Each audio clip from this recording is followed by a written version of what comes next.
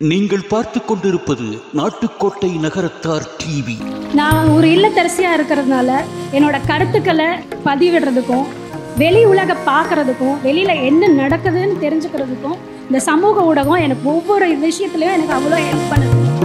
ஒரு பொதுவாக எந்த ஃபங்க்ஷனுக்கு போனாலும், கல்யாணம் ஆகட்டும் இல்லை என்ன மாதிரி ஒரு ஃபங்க்ஷனாக இருந்தாலும் போய் ஒரு 5 minutes ஒரு மரியாதைக்காக எல்லாரோடையும் இப்படி பேசிட்டு அடுத்தவங்க ஃபோனில் வந்து ஏதாவது நியூஸ் பார்க்குறதோ இல்லை சீரியல் பார்க்குறதோ இல்லை வேறு அவங்களோட பிஸ்னஸ் சம்மந்தமாக ஏதாவது பார்க்குறதோ எல்லாம் பார்க்க ஆரம்பிச்சிடுறாங்க. ஸோ அடுத்தவங்களோட ஒரு கம்யூனிகேஷன் இல்லாமல் போயிடுது. இப்போ ஒரு குடும்பத்தில் வந்து ஒரு கணவன் மனைவி ஒரு குழந்தை இருக்காங்கன்னா ஆளுக்கு ஒவ்வொருத்தவங்க ஒவ்வொரு சைடில் ஒவ்வொரு ஃபோனை வச்சு பார்த்துட்டு இருக்காங்க, பேசுறது இல்லை. நெருங்கிய உறவுகளுக்கு கூட நம்ம வாட்ஸ்அப்பில் இன்விடேஷன் அனுப்பிச்சா போதும், ஒரு மெயில் பண்ணால் போதும் அப்படின்னு நினைக்கிறோம். நம்ம நேராக போய் கொடுத்தா அது வந்து நம்ம வீட்டுக்கு வந்து நேராக இவ்வளோ தூரம் வந்து கஷ்டப்பட்டு கொடுத்துட்டு போயிருக்காங்களே நம்ம போகணும் அப்படின்னு நினைப்போம். இந்த வாட்ஸ்அப்பில் அனுப்பிச்சா வாட்ஸ்அப்பில் தானே அனுப்பிச்சிருக்காங்க, நம்மளும் ஒரு ரிப்ளை மெசேஜ் அனுப்பிச்சிடுவோம் அப்படின்னு நினைக்கிற சூழ்நிலை இந்த மொபைல்னால நமக்கு வந்து உருவாகுது. இப்போ முன்னாடிலாம் வந்து நம்ம பேங்க்கில் நம்ம பணம் வச்சுருந்தா ரொம்ப சேஃபாக இருக்குதுன்னு நினைப்போம். இப்போல்லாம் வந்து நம்ம மொபைல் ஃபோனில் எல்லா ஆப்பும் இருக்கிறதுனால நம்ம வந்து மொபைலில் தான் ரொம்ப பத்திரமா வச்சுக்க வேண்டியதாக இருக்குது. எப்பவுமே அந்த ஃபோன் ஒன்றை பார்த்துட்டு அவன் ஒரு தனி உலகத்திலே இருப்பான். தனியாக பேசுவான், தனியாக சிந்திப்பான், தனியாக சிரிப்பான். யாரோடையும் அவன் மிங்கிள் ஆகிறதே இல்லை. அவனை தனிமைப்படுத்திடுது இந்த சமூக ஊடகங்கள். மனசை லேசாக்குறோம் அப்படின்னு சொல்லிட்டு நாங்கள் சமூக ஊடகங்கள் அதுக்காக பார்க்குறோம் அப்படின்னு பார்க்க ஆரம்பிக்கிறாங்க. அது அவங்களுக்கே தெரியாமல் அவங்க பல மடங்கு மன அழுத்தத்தால் பாதிக்கப்பட ஆரம்பிப்பாங்க. அது ஆரம்ப நிலையில் தெரியலனாலும் பெரிய லெவலில் வரும்போது தான் தெரியும். ஃபேஸ்புக் அப்படின்னு ஒன்று வச்சுருக்காங்க. அதில் எத்தனை பேர் ஃபாலோவர்ஸ் இருக்காங்க அப்படின்னு ஒரு மனுஷனுக்கு பார்த்தோன்னா கிட்டத்தட்ட ஒரு 200-300 பேர் இருப்பாங்க. அதில் எத்தனை பேர் உண்மையான நண்பர்களாக இருப்பாங்கன்னு பார்த்தீங்கன்னா யாருமே இருக்க மாட்டாங்க. அந்த இப்போ இருக்க காலகட்டத்தில் நம்மளுக்கு ரியல் ஃப்ரெண்ட்ஸ் தான் ரொம்ப முக்கியமே தவிர ரொம்ப ஃப்ரெண்ட்ஸோட கவுண்ட்ஸ் நம்மளுக்கு தேவையில்லை. நான் வந்து சமூக ஊடகங்களினால் அதிகம் உபயோகப்படுத்துவது தீமைன்னு சொல்லலை, உபயோகப்படுத்துவதே தீமைன்னு நான் சொல்ல வரேன். அதுக்கு என்ன காரணம்னா, அதில் ஏதாவது ஒரு விஷயம் ஒன்று ஃபார்வர்டாக வந்துச்சுன்னா அதை வந்து உண்மைத்தன்மை அதை தெரியாமையே அதை 4 பேருக்கு இவங்க பரப்புகிறாங்க. அந்த 4 பேர் 40 பேர் 4000 பேர் 4000 பேராக பரவிடுது. சரி, வாட்ஸ்அப்பில் இன்விடேஷன் அனுப்புகிறாங்க, சரி ஒத்துக்கிறோம். இப்போ மொய், அப்புறம் வந்து சாப்பாடு கூட ஆன்லைனில் நீங்கள் 500க்கு மொய் அனுப்பிச்சிங்கன்னா நான்வெஜ் மீல் உங்கள் வீட்டுக்கிட்டே வந்துடும். ஆனால் கூகுளில் எதையாவது ஒன்று நீங்கள் தேட நினச்சிங்க, தேட பார்த்தீங்கன்னா அது உங்களை பின்தொடர்ந்துக்கிட்டே இருக்கும். நான் ஒரு சட்டை நல்லா இருக்கேன்னு கிளிக் பண்ணேன், எனக்கு 1 மாதத்துக்கு சட்டை விளம்பரம் வந்துச்சு. வைர நகைகளின் வியாபார சாம்ராஜ்யம் KNC diamonds. Carat and carat. Arimalam Muthu Kannan, Ranganayaki Kannan. ஆன்மீக ஆனந்தம் தரும் சிவம் திருநீர் அணிந்து சிந்தை குளிர்வீர். உங்கள் வாழ்வு சிறக்க சிவம் திருநீர் அணிவீர். சென்னையில் வைர நகைகள் வாங்க R Arunachalam, A Ramnath, smart diamonds, traditionally modern jewellery, T Nagar, Chennai. தற்பொழுது கலைமதி ஆனந்த் தலைமையில் சமூக ஊடகங்களில் அதிக நேரம் செலவிடுவது நன்மையே தீமையே என்ற தலைப்பில் சங்க உறுப்பினர்கள் பங்கு பெறும் கலந்துரையாடல் நடைபெற இருக்கிறது. அனைவருக்கும் வணக்கம். இப்போது நடக்க போகிற இந்த நிகழ்ச்சி வந்து ஒரு கலந்துரையாடல்னு வச்சுக்கலாம். நீயா நானா மாதிரி ஒரு நிகழ்ச்சியாகவும் இதை பார்க்கலாம். தலைப்பு வந்து நாங்கள் சமூக ஊடகங்களில் நேரம் செலவிடுவது நன்மையா தீமையாங்கிற தலைப்பு தான் நாங்கள் கொடுத்துருந்தோம் தலைவர்கிட்ட. ஆனால் அதுக்கப்புறம் பார்த்தீங்கன்னா நாங்கள் ஒரு 2-3 ரிகல்சல் வச்சுக்கிட்டோம். ஒரு ஒத்திகை வச்சுக்கும் போது பார்த்தா நிறைய பேர் அந்த மொபைலுங்கிறத சுற்றி நிறையா கருத்துக்களை வந்து சொல்ல ஆரம்பித்தோன்னே ஒரு சின்ன டீவியேஷன், சமூக ஊடகங்கள் அண்டு மொபைல் டிவைசஸையும் இதில் உள்ளே கொண்டு வரோம். இதை அதிகம் பயன்படுத்துவதால், அதிகம்னு இல்லை பயன்படுத்துவதால்னே வச்சுக்கலாம், பயன்படுத்துவதால் நன்மையா தீமையான்னு பேசுகிறதுக்கு நான் வந்து இங்கே நன்மை பக்கம் பேசும் அனைவரையும் மேடைக்கு அழைக்கிறேன். முதல்ல இந்த தலைப்பை பற்றி பேசணுன்னா, நம்ம 2 பக்கமுமாகவே நிறையா பேசியிருக்கோம். இந்த மொபைல் டிவைசஸில் இப்போ பார்த்திங்கன்னா எல்லாருமே முதல்ல கூட்டு குடும்பத்துலேருந்து தனி குடும்பமாக வந்தோம். இப்போ தனி குடும்பத்துலேருந்து தனித்தனி குடும்பமாக, ஒரே குடும்பத்தில் இருக்கிற 4 பேர் தனித்தனியாக உட்காந்துட்டு மொபைல் பார்த்துட்டே இருக்காங்க, லேப்டாப் பார்த்துட்டே இருக்காங்க, யூடியூப் பார்த்துட்டு இருக்காங்க. ஸோ அவங்களுக்குள்ளே இருக்கிற இன்ட்ராக்ஷன்ஸே கம்மி ஆகுது. அப்படிங்கும்போது அது பெரிய தீமையாக, அது ஒரு பெரிய தீமை அப்படிங்கிற பெர்ஸ்பெக்டிவில் இந்த அணியும் என்னதான் நீங்கள் சொல்லுங்கள் தீமைன்னு சொல்லுங்கள். இப்போ இன்றைக்கி அந்த மொபைல் டிவைஸ் இல்லாமலோ இல்லை சமூக ஊடகங்கள் இல்லாமலையோ நம்மளுடைய வாழ்க்கையின் ஒரு நாளை நாம் கடக்க முடியுமா அப்படின்னு பேசுகிற இந்த நன்மை பற்றி பேசுகிற இந்த அணி வந்திருக்காங்க. 2 அணிகளையும் வரவேற்கிறேன். முதல்ல நன்மை டீமுக்கு மைக்க கொடுத்துடலாம். ஏன்னா முதல்ல எப்போவுமே ஒரு பாசிட்டிவ் விஷயத்துலேருந்து தான் ஆரம்பிக்கணுங்கிறதுனால இந்த டீமில் எல்லாரும் என்னென்ன சொல்கிறாங்கங்கிறத கேட்கலாம். அனைவருக்கும் வணக்கம். என் பேர் விஎஸ் சொக்கலிங்கம். இப்போ நான் எல்லாருக்கும் தெரிஞ்சது தான், புதுசாக சொல்ல போகிறதில்ல. இப்போ சமூக ஊடகங்களில் செல்ஃபோன் இல்லாமல் யாருமே இல்லை. எல்லாட்டையும் கண்டிப்பாக கையில் செல்ஃபோன் இருக்கும். அந்த செல்ஃபோன் மூலமாக இப்போ வாட்ஸ்அப் மூலமாக உலகமே நம்ம கைக்குள்ளே வந்துருச்சு. உலகம் பூரா தொடர்பு கொள்ளலாம் எல்லாட்டையும்.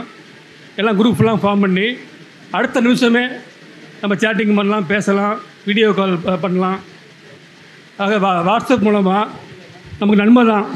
இப்போ வாட்ஸ்அப் உலகம் தான், வாட்ஸ்அப் உலகம் மாதிரி ஆகிடுச்சு. நம்ம கைக்குள்ளே எல்லாமே வாட்ஸ்அப் மூலமாக உலகம் கூட தொடர்பு கொள்கிறோம். என்னுடைய கருத்தை நான் முன்வைக்கிறேன். என் பேர் சிட்டு வசந்தா. இப்போது தாத்தா அப்பத்தா ஐயா அவங்களெல்லாம் ஹெல்த் செக்கப்லாம் போனோம் அப்படின்னா அவங்க முன்னாடிலாம் நேரில் போய் ஹெல்த் செக்கப்புக்கு கொடுத்து பிளட் டெஸ்ட், சுகர் டெஸ்ட் அதெல்லாம் நேரில் போய் கொடுத்து ரிசல்ட் வர ரொம்ப நேரம் ஆகும்ல. ஆனால் இப்போது ஆன்லைன்லேயே நம்ம டெஸ்ட்டெலாம் கொடுத்தோன்னா அவங்க வீட்டுக்கு கொடுத்து டெஸ்ட்லாம் எடுத்து ரிப்போர்ட்டை ஒரு 6 to 7 ஹவர்ஸ்க்குள்ளே கொடுத்துட்றாங்க. ஸோ இப்போ அதுக்கப்புறம் நம்ம என்ன ட்ரீட்மெண்ட் எடுக்கலாம் அப்படின்னு சொல்கிறது ஒரு யூஸ்ஃபுல்லாக தான் இருக்குது. அதே மாதிரி இந்த கொரோனா டைமில் கூட ஆன்லைன் டாக்டர் செக்கப்லாம் இருந்தது. அதுவும் ரொம்ப ஹெல்ப்ஃபுல்லாக தானே இருந்தது. வணக்கம். என் பேர் கண்ணம்மை. இங்கே கூடியிருக்கிற எல்லாருக்கும், நகரத்தா பெருமல் எல்லாருக்கும் நன்றியை தெரிஞ்சுக்கிறேன். நான் சமூக ஊடகங்களில் எவ்வளோ நன்மை, எங்களை மாதிரி இல்லத்தரசிகளுக்கு எவ்வளோ நன்மை இருக்குன்றதை நான் சொல்ல வந்திருக்கேன். நான் ஒரு இல்லத்தரசியாக இருக்கிறதுனால என்னோடய கருத்துக்களை பதிவிடுறதுக்கும் வெளி உலக பார்க்குறதுக்கும் வெளியில் என்ன நடக்குதுன்னு தெரிஞ்சுக்கிறதுக்கும் இந்த சமூக ஊடகம் எனக்கு ஒவ்வொரு விஷயத்துலையும் எனக்கு அவ்வளோ ஹெல்ப் பண்ணுது. ஒன்றுமே இல்லை, சின்ன ஒரு ஆட்சி அன்னம் ஆட்சின்னு அவங்க ராஜ் டிவியில் சின்னதாக அவங்க குக்கிங் ப்ரோக்ராமை வழங்கிட்டு இருந்தாங்க. அவங்க இந்த சமூக ஊடகத்தை பயன்படுத்தி இப்போ எவ்வளோ பெரிய யூடியூப் சேனல் ஆரம்பித்து அவங்கள இப்போ 50,000 பேருக்கு மேலே அவங்கள ஃபாலோ பண்ணுறாங்க. இப்போ எதனால் அவங்க இவ்வளோ தூரம் வந்தாங்கன்னா இந்த சமூக ஊடகங்கள்னால தான். யூடியூப், வாட்ஸ்அப், இன்ஸ்டாகிராம் இதனால் அவங்களோட ஒவ்வொரு விஷயத்தையும் மக்கள் கவனிக்க ஆரம்பிச்சிட்டாங்க. நம்ம செட்டிநாட்டு பலகாரமாகட்டும், நம்ம செட்டிநாட்டு சாமான்கள் ஆகட்டும், இன்றைக்கி எல்லா இடத்துக்கும் ரீச் ஆகிருக்குன்னா அதுக்கு ஒரே காரணம் இந்த ஆட்சியில் எப்படி அவங்க டெவலப் பண்ணிக்கிட்டாங்கன்னா இந்த சமூக ஊடகங்களை பயன்படுத்தி தான் டெவலப் பண்ணிக்கிட்டாங்க. அனைவருக்கும் வணக்கம். என் பேர் லக்ஷ்மி. கொரோனா காலத்துக்கு முன்னாடி பார்த்திங்கன்னா எல்லோரும் நேரில் போய் சந்திச்சுப்போம், அதனால பேசுவோம், அதனால எல்லோரும் நல்லா காண்டாக்டில் இருந்தோம். ஆனால் இந்த கொரோனா காலம்னு வரையில் யாராலையும் பார்க்க முடியல ஒவ்வொருத்தரை. அப்போது நமக்கு உதவியாக இருந்தது வாட்ஸ்அப் தான். அதனால எல்லோரும் நேரடியாக பார்க்குற மாதிரி அந்த ஃபீல் வந்துச்சு. ஃபோன் கண்டுபிடிச்ச காலத்துலேருந்தே நமக்கு எல்லாருக்கும் உதவியாக தான் இருந்துச்சு. எப்படி பார்த்தீங்கன்னா முன்னாடி காலத்துலலாம் யாருக்கும் இப்போ ஏதாச்சும் தகவல் சொல்லணுன்னா, இப்போ வெளியூரில் இருக்கவங்க எல்லாருக்குன்னா நம்ம கடிதம் மூலமாகவோ இப்படி தான் அனுப்பணும். ஆனால் அது அந்த கடிதம் போய் சேர்றதுக்கே எப்படியும் 1 மாதம் இல்லை ஒரு 2 மாதம் ஆகிடும். அப்போது ஆனால் இப்போ ஃபோன் கண்டுபிடிச்சதுக்கப்புறம் நம்ம எல்லோரும் வாட்ஸ்அப் மூலயமாவோ இல்லை எப்படியாச்சும் நம்ம தகவல் சொல்லிடலாம். எல்லாருக்கும் வணக்கம். நான் ஸ்வேதா நாச்சம்மை. இப்போ ஒருத்தவங்க ஆடியோ இல்லைன்னா ஒரு வீடியோ இல்லை ஒரு கண்டென்ட் க்ரியேட் பண்ணணும்னு விரும்புகிறவங்களுக்கு சோஷியல் மீடியா ரொம்பவே யூஸ்ஃபுல்லாக இருக்குது. கூகுள்லேயோ இல்லைனா யூடியூப்லேயோ நமக்கு ஏதாச்சும் பற்றி இன்ஃபர்மேஷன் தெரிஞ்சுக்கணும், நம்ம ஒரு வீடியோ எடுக்கணும் இல்லைனா ஆடியோ ரெடி பண்ணணும், கண்டென்ட்க்கு சோஷியல் மீடியா ரொம்ப யூஸ்ஃபுல்லாக இருக்குது. அதே மாதிரி இப்போ ஒரு கடையை விளம்பரம் படுத்தணுன்னா நம்ம சோஷியல் பிளாட்ஃபார்ம்ஸில் அந்த பிராண்ட் நம்ம எல்லாருக்கும் தெரியப்படுத்தலாம். அதுக்குமே சோஷியல் மீடியா ரொம்ப யூஸ்ஃபுல்லாக இருக்குது. வணக்கம். என் பேர் பழனியப்பன். ஒரு சோஷியல் மீடியாங்கிறது எப்படி யூஸ் ஆகுதுன்னா ஒரு கலையை கற்றுக்கவோ இல்லை ஒரு கலையை கற்றுக் கொடுக்கவோ வந்துட்டு உங்களுக்கு வந்து ரொம்ப யூஸ் ஆகுது. இன்னொன்று, முன்னாடி மாதிரி ரெக்ரூட் பண்ணுறதுக்கு நீங்கள் ஒரு ஆளை போய் தேடணுன்னா ஒரு ரெஸ்யூம் வாங்கி ஒரு நிறைய பேர்கிட்ட நீங்கள் போய் கொடுக்கணும். இப்போ நான் வந்து ஒரு ரெஸ்யூமை நான் லிங்க்டின்ங்கிற ஒரு இது சமூக ஊடகம் வழியாக போட்டேன்னா ஒரு 10 ரெக்ரூட்டர்லாம் 100 ரெக்ரூட்டர் கூட என்னை வந்து காண்டாக்ட் பண்ணி என்கிட்ட பேச முடியும். ஸோ அந்த மாதிரி ஒரு ரீச் அவுட் கொடுக்கறது வந்துட்டு சமூக ஊடகம் நமக்கு இப்போ இருக்கிற இதில் ட்ரெண்டில் வந்து பாசிட்டிவாக கொடுக்குது. அனைவருக்கும் வணக்கம். நான் சிட்டுக்கலாவதி செந்தில்நாதன்.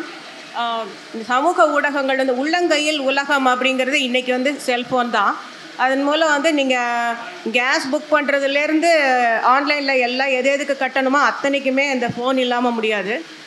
நான் பேச வந்தது வந்து சமூக ஊடகங்கள் வந்து அந்த ஃப்ளட்டு, சென்னையில் ஃப்ளட்டு வந்த டைமில் அந்த ஃபோன் வச்சு தான் இளைஞர்களும் அந்த சமூக ஊடகங்களும் சேர்ந்து தான் சென்னையில் உள்ள அந்த ஃப்ளட்டில் பாதிக்கப்பட்ட மக்கள் அத்தனை பேரையும் அவ்வளோ அழகாக சுலபமாக காப்பாற்றினாங்க. அது என் கண் முன்னால் நிகழ்ந்த நிகழ்வு. நான் அதற்கு பக்கத்தில் தான் ஆஃபீஸில் வேலை பார்த்தேன். அதே மாதிரி ஜல்லிக்கட்டு ப்ரோக்ராம்லேயும் பார்த்திங்கன்னா அவ்வளோ பேரும் ஜல்லிக்கட்டு போராட்டம் நடத்துகிறப்போ அந்த சமூக ஊடகங்கள் மூலமாக தகவல் பரவி தான் அவ்வளோ ஒரு பெரிய கூட்டம் கூடி அதற்கு ஒரு அனுமதி பெறப்பட்டது அப்படிங்கிறது என்னோட கருத்து.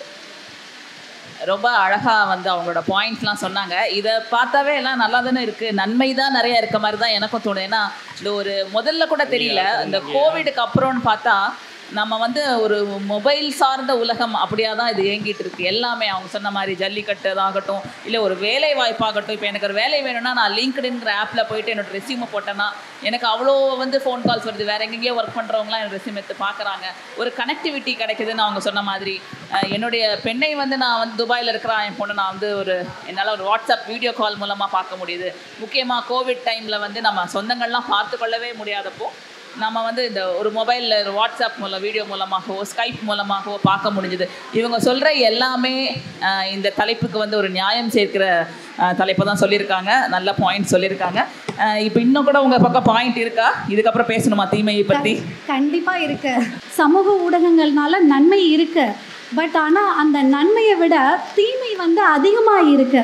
அதுதான் எங்களோட கருத்து.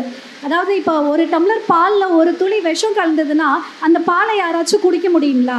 அந்த பாலோட நல்ல தன்மைங்கிறது போயிடுதில்ல அந்த விஷத்தினால. அந்த மாதிரி ஒரு இந்த எஃபெக்டை தான் நாங்கள் சொல்ல வந்திருக்கோம். என்னை பொறுத்த வரைக்கும் அந்த செல்ஃபோன் அதிகமாக யூஸ் பண்ணுறதுனால எல்லா வயதினருக்குமான ஒரு சேஞ்ச் என்னென்னா அவங்களோட பிஹேவியரில் சேஞ்ச் வந்து இருக்குது. அது ஒரு பெரிய இம்பேக்டாக இருக்குது. இந்த செல்ஃபோன் யூஸ் பண்ணுறதுனால ஒரு பெரிய தீமையான ஒரு இது வந்து அவங்களுக்கு தெரியுது. அந்த பழக்க வழக்கத்தில் அவங்களோட பிஹேவியரல் சேஞ்சஸ் இருக்குது அப்படின்னு சொல்கிறாங்க. நம்ம இளைஞர்கள் வந்து மொபைலை தனியாகவே வச்சுட்டு இருக்காங்க, அவங்க ஒரு தனி உலகத்தில் இருக்காங்கங்கிறது இவங்க ஒரு சொல்கிற ஒரு பாயிண்ட்டு. பாலில் வந்து விஷம் கலந்தால் எப்படி இருக்குமோ அந்த மாதிரி தான். விஷம் கலந்தால் அது முற்றிலும் அது வந்து தீமையாக தான் போகும். நீங்கள் சொன்ன பாயிண்ட் வந்து அது நன்மை தான், அதில் கொஞ்சம் தீமை இருக்குன்றீங்க. ஆனால் அந்த விஷம்ங்கிறது ஒரு துளி விஷம் நடந்தப்போ எல்லாமே தீமை தான், அதில் நன்மைங்கிற ஒரு வாய்ப்புக்கு இடமே இல்லை. ஆனால் இதில் வந்து பாலில் தண்ணி கலக்கிறத பற்றி வேணால் நம்ம பேசலாம். ஏன்னா நம்ம பாலில் இப்போ தண்ணி தான் நிறையா கலக்கிறோம். அந்த மாதிரி சில விஷயங்கள் இருக்குதான். ஆனால் இப்போது அடுத்து ஏதாவது அந்த என்ன மாதிரி பிஹேவியரல் சேஞ்சுன்னா, ஒரு 1லேருந்து 3 வயசு குழந்தைங்க வந்து முன்னாடியெல்லாம் எப்படி நம்ம தாய்மார்கள்லாம் வந்து சோறு ஊட்டுவாங்க, வெளியில் போய் நிலாவை காமிச்சு இல்லை பறவையாக அந்த மாதிரி வெளியில் போய் காமிச்சு அந்த மாதிரி சோறு ஊட்டுவாங்க. ஆனால் இப்போ வந்து ஃபோனை பார்த்தா மட்டும்தான் அந்த குழந்தை வந்து சாப்பிடுது. ஃபோனில் நிலாவை காட்டுறாங்க. உங்களுக்கு என்ன, எங்கே நிலாவை காட்டினா என்ன, ஃபோனில் காட்டினா என்ன, வானத்தில் காட்டினா என்ன? அதாவது ஃபோன் மட்டும்தான் அவங்களோட பேசுது. இவங்க வந்து எதுவுமே பேசுறது இல்லை. இவங்க வெறும் அதை கவனிக்க தான் செய்கிறாங்க. அதனால அந்த குழந்தைங்க கிட்ட ஒரு டிலேடு ஸ்பீச் வந்து இருக்குதுன்னு பொதுவாக இப்போ டாக்டர்ஸோட ஒரு கணிப்பு. நீங்கள் அந்த 1லேருந்து 3 வயசு குழந்தைங்களுக்கு கண்டிப்பாக ஃபோனை கொடுக்காதீங்க அப்படின்னு ஸ்ட்ரிக்டாக சொல்கிறாங்க. என் குழந்தை பேசலைங்கிறாங்க. ஃபோனை கொடுத்தா அது எப்படி பேசும்? அது மட்டும்தான் பேசிகிட்டு இருக்கும், இவங்க கவனிச்சுட்டு தான் இருப்பாங்க. இதே மாதிரி ஒரு 6லேருந்து 15 வயசுக்குள்ளே இருக்கிற பிள்ளைங்கள்லாம் வந்து இன்றைக்கி நம்ம வீட்டில் வந்து யாராவது நம்ம கெஸ்டெல்லாம் வராங்கன்னு வச்சுக்கோங்களேன், முன்னாடி எல்லாரும் ஒன்றா சேர்ந்து அவங்கள வரவேற்று அவங்க கூட பேசுவோம், பிள்ளைங்கள்லாம் கவனிப்பாங்க.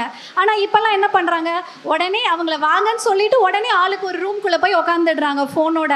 அவங்களுக்கு யார் வந்திருக்கா, அவங்களோட நம்ம என்ன பேசுகிறோம், எந்த ஒரு விஷயமும் தெரியல. இதே மாதிரி அதாவது சின்ன குழந்தைங்கன்னு மட்டும் இல்லை, இப்போ இருக்கிற பெரியவங்களுமே அதே மாதிரி தான். அதாவது அந்த ஃபோனுக்கு வந்து ரொம்ப ஒரு அடிமை மாதிரி ஆயிட்டாங்க. ஒரு பொதுவாக எந்த ஃபங்க்ஷனுக்கு போனாலும், கல்யாணம் ஆகட்டும் இல்லை என்ன மாதிரி ஒரு ஃபங்க்ஷனாக இருந்தாலும் போய் ஒரு 5 மினிட்ஸ் ஒரு மரியாதைக்காக எல்லாரோடையும் இப்படி பேசிட்டு அடுத்தவங்க ஃபோனில் வந்து ஏதாவது நியூஸ் பார்க்குறதோ இல்லை சீரியல் பார்க்குறதோ இல்லை வேறு அவங்களோட பிஸ்னஸ் சம்மந்தமாக ஏதாவது பார்க்குறதோ எல்லாம் பார்க்க ஆரம்பிச்சிடுறாங்க. ஸோ அடுத்தவங்களோட ஒரு கம்யூனிகேஷன் இல்லாமல் போயிடுது. எல்லோரும் ஒரு தனித்தனி தீவு மாதிரி ஆயிடுற மாதிரி நடக்குது. இந்த மாதிரி பிஹேவியரல் சேஞ்ச் வந்து எல்லா விதமான ஏஜ் குரூப்லேயும் இருக்குங்கிறது என்னோட பாயிண்ட். அதாவது ஃபிசிக்கல் கம்யூனிகேஷன் இல்லை, எல்லாமே வர்ச்சுவல் கம்யூனிகேஷன் மட்டும்தான் இருக்குது அப்படிங்கிறது அவங்க பாயிண்ட்டு.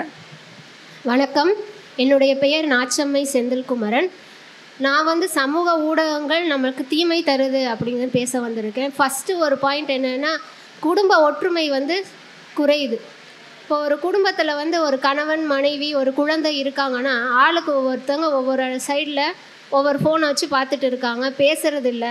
கம்யூனிகேஷன் கேப்பு வந்து ரொம்ப கம்மியாக இருக்குது. இதுவே நம்ம முன்னாடி இருக்கும் போது எல்லோரும் வந்து ஃபோன் வந்து ஸ்மார்ட் ஃபோன் வர்றதுக்கு முன்னாடி வந்து நம்ம எல்லாம் வந்து ஒன்றா ஒற்றுமையாக பேசி என்னென்னு பேசி புரிஞ்சுக்கிட்டு இருப்போம். இப்போ வந்து அந்த வாய்ப்புகள் வந்து குறைஞ்சிக்கிட்டே வருது.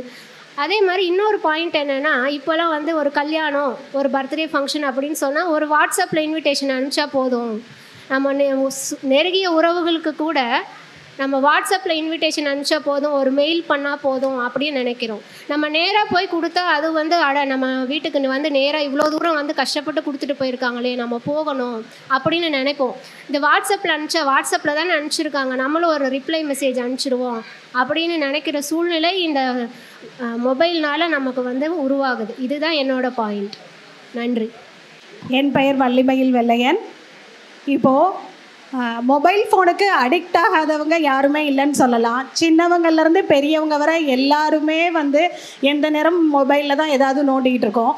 இது எவ்வளோ தூரம் வந்து தீமைனா, இந்த செல்ஃபி எடுக்கிறேன்னு சொல்லி எல்லோரும் வந்து இந்த ஹில்ஸில் ஏறிட்டு செல்ஃபி எடுக்கிறது, ஓடுற ட்ரெயினில் செல்ஃபி எடுக்கிறது, ட்ராவல் பண்ணும்போது மொபைல் ஃபோன் எடுத்து பேசுகிறது.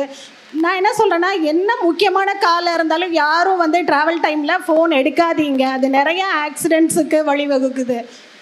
அதுக்கப்புறம் வந்து இந்த யூடியூப் சேனல்ஸ் எல்லாம் ஆரம்பிக்கிறாங்கல்ல, அதில் வந்து எல்லாம் வந்து ஃப்ரிட்ஜு டூர், ஹோம் டூர் அது இதுன்னு போடுறோன்னே எங்கள் வீட்டோட ரூமு நாங்கள் வந்து இங்கே தான் வந்து பீரோ வச்சுருக்கோம், இன்னும் 2 நாள் அப்படி சொல்லிவிட்டு 2 நாளில் பாருங்கள் அவங்க வீட்டில் பீரோவில் இருக்கிறது எதுவும் இருக்காது. நிறைய அந்த மாதிரி வந்து திருட்டு சம்பவங்களும் நடக்குது. அதனால் வந்து அதுக்கப்புறம் இந்த மொபைல் ஆப்ஸ் நிறைய வர வர இப்போ முன்னாடிலாம் வந்து நம்ம பேங்க்கில் நம்ம பணம் வச்சுருந்தா ரொம்ப சேஃபாக இருக்குதுன்னு நினைப்போம். இப்போல்லாம் வந்து நம்ம மொபைல் ஃபோனில் எல்லா ஆப் இருக்கிறதுனால நம்ம வந்து மொபைலில் தான் ரொம்ப பத்திரமா வச்சுக்க வேண்டியதாக இருக்குது. ஏன்னா எல்லாம் அதை ஹேக் பண்ணிவிட்டு அதிலேருந்து நம்ம பணம் இருக்கான்னு நம்ம அடிக்கடி இப்போ செக் பண்ண வேண்டி இதாக இருக்குது. அதனால மொபைல் ஃபோன்னால நிறைய தீமை தான் நான் சொல்கிறேன். ஆப்னால பெரிய ஆப் இருக்குங்கிறீங்க. வணக்கம், என்னோட பேர் உமையால். இப்போ நமக்கு சமூக ஊடகங்கள் வந்து என்ன பண்ணுதுன்னா, மனுஷனை வந்து ரொம்ப தனிமைப்படுத்திடுது. அவன் கூட இருக்க அவன் குடும்பத்தினருடையோ கூட வேலை பார்க்குறவங்க யாரோடையுமே அவன் வந்து கம்யூனிகேட் பண்ணுறதில்ல, எதுவும் பண்ணுறதில்ல. எப்பவுமே அந்த ஃபோனை ஒன்றை பார்த்துக்கிட்டு அவன் ஒரு தனி உலகத்திலே இருப்பான். தனியாக பேசுவான், தனியாக சிந்திப்பான், தனியாக சிரிப்பான். யாரோடையும் அவன் மிங்கிள் ஆகிறதே இல்லை. அவனை தனிமைப்படுத்திடுது இந்த சமூக ஊடகங்கள். மனசை லேசாக்குறோம் அப்படின்னு சொல்லிட்டு நாங்கள் சமூக ஊடகங்கள் அதுக்காக பார்க்குறோம் அப்படின்னு பார்க்க ஆரம்பிக்கிறாங்க. அது அவங்களுக்கே தெரியாமல் அவங்க பல மடங்கு மன அழுத்தத்தால் பாதிக்கப்பட ஆரம்பிப்பாங்க. அது ஆரம்ப நிலையில் தெரியலனாலும் பெரிய லெவலில் வரும்போது தான் தெரியும். நேரங்காலம் இல்லாமல் அந்த சமூக ஊடகங்களை யூஸ் பண்ணி சரியான நேரத்தில் தூங்காமல் அதனால உடல்நல குறைபாடுகள்லாம் வந்து இந்த மாதிரி பிரச்சனைகளும் நிறையா வருது. ஸோ சமூக ஊடகங்கள் வந்து மனுஷனுக்கு கொடுக்குறது டிப்ரெஷன் அண்ட் அடிக்ஷன் மட்டும்தான். வணக்கம், என்னோட பேர் அழகு சொர்ணம். இப்போது சமூக ஊடகங்கள் அப்படின்னு எடுத்திங்கன்னா அதில் நண்பர்களை உருவாக்குறோம் அப்படின்ற ஒரு விஷயத்தை வந்து கொண்டு வந்திருக்காங்க. என்னன்னு பார்த்தீங்கன்னா, ஃபேஸ்புக் அப்படின்னு ஒன்று வச்சுருக்காங்க. அதில் எத்தனை பேர் ஃபாலோவர்ஸ் இருக்காங்க அப்படின்னு ஒரு மனுஷனுக்கு பார்த்தோன்னா கிட்டத்தட்ட ஒரு 200-300 பேர் இருப்பாங்க. அதில் எத்தனை பேர் உண்மையான நண்பர்களாக இருப்பாங்கன்னு பார்த்தீங்கன்னா யாருமே இருக்க மாட்டாங்க. அந்த இப்போ இருக்க காலகட்டத்தில் நம்மளுக்கு ரியல் ஃப்ரெண்ட்ஸ் தான் ரொம்ப முக்கியமே தவிர ரொம்ப ஃப்ரெண்ட்ஸோட கவுண்ட்ஸ் நம்மளுக்கு தேவையில்லை. ஆனால் எல்லாருமே ஃப்ரெண்ட்ஸோட கவுண்ட்ஸ் எப்படி இருக்குன்றதை வச்சு தான் ஒரு மனுஷனை எடை போடுறாங்க. இது ரொம்ப ஒரு விர்ச்சுவல் வேர்ல்டை வந்து இப்போ இருக்க ஸ்டேஜில் க்ரியேட் பண்ணிகிட்டு இருக்குது. என்ன தான் கூட யார் இருந்தாலும் இல்லைனாலும் எனக்கு அந்த ஃப்ரெண்ட்ஸ் போதும் அப்படின்னு நினச்சிட்டு இருக்க நேரத்தில் ஏதாவது ஒரு கஷ்டம் நான் ஷேர் பண்ணுறேன் அப்படின்னா அவங்க யாருமே இருக்க மாட்டேங்கிறாங்க. எல்லாருமே அந்த இடத்துலேருந்து காணாமல் போயிடுறாங்க. பக்கத்தில் இருக்க நண்பர்களை பார்க்காம விட்டுட்டு யாரோ முகம் தெரியாத ஒருத்தவங்க கிட்ட நம்ம போய் ஷேர் பண்ணணும்னு நினைக்கும் போது அது பின்னாடி நம்மளுக்கே விளைவாக வருது. என்ன ப்ராப்ளம் அப்படின்னு பார்த்தீங்கன்னா, நம்ம போய் அவங்கக்கிட்ட ஷேர் பண்ணலாம் அப்படின்னு பண்ணோம்னா அவங்க உடனே அப்ஸ்கவுண்ட் ஆயிடுறாங்க. நான் ஆஃப்லைன் போயிட்டேன் அப்படின்னு சொல்கிறாங்க. அந்த ஆஃப்லைன் அப்படின்ற விஷயம் ரொம்ப டிப்ரெஷனில் வந்து கொண்டு வந்து விடுது பிள்ளைங்கள. வணக்கம், என் பேர் சாந்தி. நான் வந்து இந்த சமூக ஊடகங்கள்னால உடல்நலம் ரொம்ப பாதிக்குது. சின்ன பசங்கள்லேருந்து எல்லாருமே என்ன பண்ணுறாங்க, எப்போ பாரு இதையே பார்த்துக்கிட்டு இருக்காங்க. வெளியில் விளையாட போகிறதில்ல, படிக்கிறது, ஆன்லைன் கிளாஸஸ்ஸு, அது இதுன்னு எல்லாத்துலேயுமே இதையே பார்க்குறதுனால கண் வந்து ரொம்ப பாதிக்குது. சின்ன வயசுலேயே கண்ணாடி போடுறாங்க, கழுத்து வலி வருது, நிறைய இதை பார்த்துக்கிட்டே உட்காந்துட்டு இருக்கிறதுனால வெயிட் வந்து ரொம்ப ஜாஸ்தி, அது ஒபிசிட்டி ஆகுது. சாப்பாடும் அளவு தெரியாமல் சாப்பிட்டுக்கிட்டே இருக்காங்க. பார்த்துட்டே இருக்கிறதுனால ரொம்ப லேட்டாக படுக்கிறாங்க. நைட்டு காலையில் எந்திரிக்கிறது லேட் ஆகுது. ரொம்ப லேசினஸ் ஜாஸ்தி ஆகுது. இது எல்லாமே இது பார்த்துட்டு இருக்கிறதுனால வருதுங்கிறது என்னோட கருத்து. அனைவருக்கும் வணக்கம். என்னுடைய பேர் மகேஷ் பெரிய கருப்பன். இப்போ நான் வந்து சமூக ஊடகங்களினால் அதிகம் உபயோகப்படுத்துவது தீமைன்னு சொல்லலை, உபயோகப்படுத்துவதே தீமைன்னு நான் சொல்ல வரேன். அதுக்கு என்ன காரணம்னா, அதில் ஏதாவது ஒரு விஷயம் ஒன்று ஃபார்வர்டாக வந்துச்சுன்னா அதை வந்து உண்மைத்தன்மை அதை தெரியாமையே அதை 4 பேருக்கு இவங்க பரப்புகிறாங்க. அந்த 4 பேர் 40 பேர் 4000 பேர் 40,000 பேராக பரவிடுது. அது வந்து அது உண்மையா இல்லை கரெக்டு தானா இல்லை பொய்யா இல்லை இவங்க சும்மா ஃபார்வர்டு பண்ணுறாங்களான்னு தெரியல. ஒருத்தவங்க அவங்க ட்ரெண்டிங் ஆகணுன்றதுக்காக அந்த மெசேஜ் அப்படியே அதை ஃபார்வர்டு பண்ணிடுறாங்க. அதை கொஞ்சம் செக் பண்ணி அதை அனுப்புனா நல்லது. இப்போ ரீசெண்டாக நடந்த ஒரு நார்த் இந்தியன் எம்ப்ளாயீஸ் வந்து இங்கே இருக்கும்போது அவங்கள வந்து யாரோ கொடுமைப்படுத்தி அடித்த மாதிரி உள்ள வீடியோவை சமூக ஊடகங்களில் போட்டு அதனால் ஒரு மாதம் எல்லா நிறுவனங்களுக்கும் பாதிப்பு ஏற்பட்டது அந்த சமூக ஊடகங்களினாலே. இப்போ ரீசெண்டாக ஐஆர்சிடிசி தொடர்ந்து மெயில் அனுப்பிக்கிட்டே இருக்காங்க. என்ன தான் அதனால் நமக்கு உதவியாக இருந்தாலும் சமூக ஊடகங்கள் வழியாக அதனுடைய யூசர் ஐடியை ஹேக் பண்ணி அதை வந்து மால் ஃபங்க்ஷன் பண்ணுறாங்கன்னு வருது. நிறையா அந்த மாதிரி தீமைகள் தான் நிறையா வருது. அதை பார்த்துட்டு நம்மளுடைய அனுபவங்களால் செய்ய வேண்டிய விஷயங்களை நம்ம அந்த சமூக ஊடகங்களை பார்த்துட்டு அதை தப்பாகவும் சில பேர் செய்கிறாங்க. தேங்க்யூ. முக்கியமாக ஒரு 4 கருத்தை முன் வச்சுருக்காங்க. ஒன்று பார்த்தா உடல்நல பாதிப்பு, மனநல பாதிப்பு, நம்பகத்தன்மை இல்லை, யாரையுமே நம்ப முடியல வர மெசேஜஸ்லாங்கிற சொல்கிறாங்க. 4வது வந்து மதிப்பு இல்லை. கல்யாண இன்விடேஷன்லாம் நீங்கள் சும்மா வாட்ஸ்அப்பில் அனுப்பிச்சி விட்றாங்க, நேராக போய் பார்த்து கொடுத்தாங்க, அந்த ஒரு பாண்டிங் இருந்தது, இப்போ அது இல்லை. இது 4 பெரிய தீமைகளை முன் வச்சுருக்காங்க, மறுக்க முடியாத கருத்துகள். இதில் முதல்ல ஃபஸ்ட்டு சொன்னது வந்து மனநல பிரச்சனைகள். ஒரு மாதிரி ஒரு லோன்லினஸ் வந்துடுது. அவங்க ஒரு தனி உலகத்துக்கு போயிடுறாங்க, யாரோடையும் ஒட்டுறதில்லை. நான் சொன்ன மாதிரி தனி கொடுத்துட்டுலேயே தனித்தனி கொடுத்தனமாக எல்லோரும் இருக்காங்க அப்படிங்கிற ஒரு பாயிண்ட் முன்வைக்கப்பட்டிருக்கு. இதுக்கு யார் வந்து ஒரு ஸ்ட்ராங்கான பாயிண்ட் இருக்கா நன்மை பக்கம்? இது வந்து சமூக ஊடகங்களில் குறை சொல்கிறதுல பிரயோஜனமே கிடையாது. எல்லாமே நம்ம கையில் இருக்க கண்ட்ரோல். நம்ம கண்ட்ரோலாக இருந்தால் நம்ம கையில் தாங்க மொபைலும் இருக்குது. அந்த மொபைலை நம்ம தான் மாற்றிக்கணும். முன்னாடி எப்படி இருந்தது, எல்லோரும் எப்படி இருந்தோம், இப்போ வந்து அது வந்துருச்சுன்னா ஒரு நல்லது வந்தால் கூடவே 4 கெட்டதும் தான் வரும். அந்த கெட்டதை ஒதுக்கிட்டு நல்லது பக்கம் போகிறது தான் நம்ம கையில் இருக்கிறது. நம்ம அதை ஃபாலோ பண்ண கற்றுக்கணும். வேறு வழியே கிடையாது. உலகம் வந்து இயந்திரமயமாக போயிட்டுருக்கு, விஞ்ஞானமயமாக போயிட்டுருக்கு. சமூக ஊடகங்கள் இல்லாமல் யாருமே எக்ஸ்போஸ் ஆகவே முடியாது. ஸோ நமக்கு எது நல்லது எது கெட்டதுன்னு தெரிஞ்சு அந்த பகுத்தறிவு இருந்தால் நம்ம நல்லா நோக்கி போகிறதுக்கு நல்ல இது இருக்குது. யாரும் இதுக்கு வந்து மென்டலாக டிஸ்டர்ப் ஆகிறதுக்கு வேலை இல்லைன்னு நான் நினைக்கிறேன். அப்போ பகுத்தறிவு இருக்கிறவங்க வந்து மொபைலை கரெக்டாக யூஸ் பண்ணுவாங்கன்னு சொல்கிறீங்க. சரி, ஓகே. நல்லதுக்காக தான் பேச வந்திருக்கேன். லக்ஷ்மி சொக்கலிங்கம். வந்து எங்கள் வீட்டுக்காரருக்கு வந்து உடம்பு சரியில்லாமல் வந்துருச்சு. ரொம்ப மனநலம் பாதிச்சுட்டேன். ஏன்னா தனியாக இருக்கணும், பிள்ளைங்கள்லாம் வெளியில் இருக்காங்க, நான் எப்படி இருக்க போகிறோங்கிறது தெரியல. ரொம்ப மனநலம் பாதிச்சிருச்சு. எப்படி வரப்போகிறோன்னு தெரியல. அப்போ நான் வந்து மகளிர் மட்டும்னு ஒரு குரூப்பில் இருந்து எனக்கு ஆறுதல் சொன்னாங்க. அப்புறம் கூப்பிட்டு நீங்கள் வந்து திருப்பாட்டு பயிற்சின்னு ஒன்று நான் ஒரு குரூப் ஆரம்பிக்கிறேன், நீங்கள் அதில் வந்து கலந்துக்கோங்க, நீங்கள் இவ்வளோ மனசை வந்து தளர விடாதீங்க. அப்போ நான் வெளியில் எங்கேயுமே போக முடியாது, இவங்களோட கண்ட்ரோலில் தான் நான் அவங்கள பார்த்துக்கணும், நான் எங்கேயும் போக முடியாது.